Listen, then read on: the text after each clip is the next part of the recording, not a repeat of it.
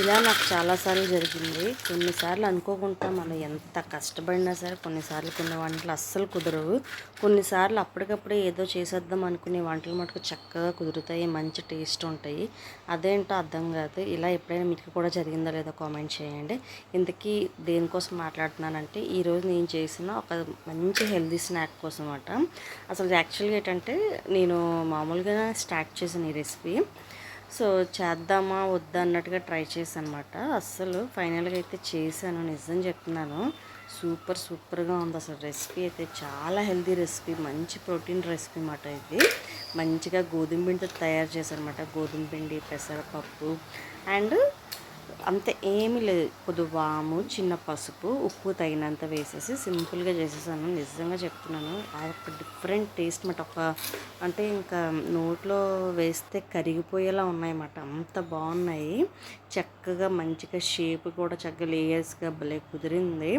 అసలు ఎప్పుడైనా సరే ప్లానెడ్గా చేస్తే సరిగ్గా రావు, బట్ ఈసారి నేను చేశాను అనుకోకుండా. యాక్చువల్గా ఏంటంటే కొద్దిగా పెసరపప్పు తీసుకొని మామూలుగా ట్రై చేద్దాంలే అని చెప్పేసి నేను అనుకున్నాను. తర్వాత వస్తాయా రావా అని చెప్పేసి సరే ఇంకా పెసరపప్పు ఎలాగో నానబెట్టాను కాబట్టి దాంతోనే బెల్లం పాయసంలా చేసుకుందాము. ఎలాగో అంటే ఎండాకాలం కాబట్టి పెసరపప్పు మనకి చాలా హెల్దీ కదా అని చెప్పేసి మళ్ళీ అనుకున్నాను. తర్వాత లేదు ఒకసారి ట్రై చేద్దాం, కొద్దిగా బాగా కుదిరిందంటే నెక్స్ట్ టైము పిల్లలకి స్నాక్స్గా ఎక్కువ అమౌంట్లో చేయొచ్చు. అంటే ఎక్కువగా చేసుకుంటే వాళ్ళకి ఒక 10 days దాకా అలా నిల్వ ఉంటాయి. స్నాక్స్కి వాటికి సరిపోతాయి. And in the same way మనకి పెసరపప్పు మంచి హెల్దీ ప్రోటీన్ కాబట్టి సో పిల్లలకు కూడా మంచిది. ఈవినింగ్ టైం తినడానికి కానీ బ్రేక్ కానీ సూపర్గా ఉంటాయి అని చెప్పేసి నేను సరే ట్రై చేశాను. నిజం చెప్తున్నాను, నిజంగా ఈరోజు ట్రై చేయకపోతే దీని టేస్ట్ అయితే చాలా మిస్ అయిపోతాను. నిజంగా చెప్తున్నాను, అస్సలు నోట్లో వేస్తే అలా కరిగిపోతున్నాయి. నిజంగా పళ్ళు అంటే లేని వాళ్ళు కూడా తినే అంత ఇదిగా ఉన్నాయన్నమాట. మంచి క్రిస్పీగా చాలా తక్కువ టైంలోనే ఎక్కువ అయ్యాయి అన్నమాట. సో ఈ రెసిపీ కోసం మీకు ఫుల్గా డీటెయిల్గా కావాలంటే నాకు కామెంట్ చేయండి. నేను కూడా ఈ వంట యూట్యూబ్లో ఒక ఛానల్ చూసి ట్రై చేశాను. యాక్చువల్గా ఏంటంటే ఇంట్లో పెసరపప్పు ఉంది.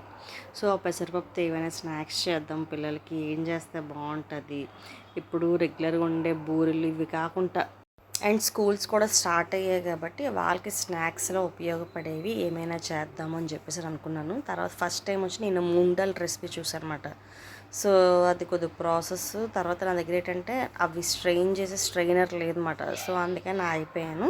తర్వాత యూట్యూబ్లో సెర్చ్ చేస్తుంటే నాకైతే ఇది కనిపించింది. నిజంగా చెప్తున్నాను, సూపర్.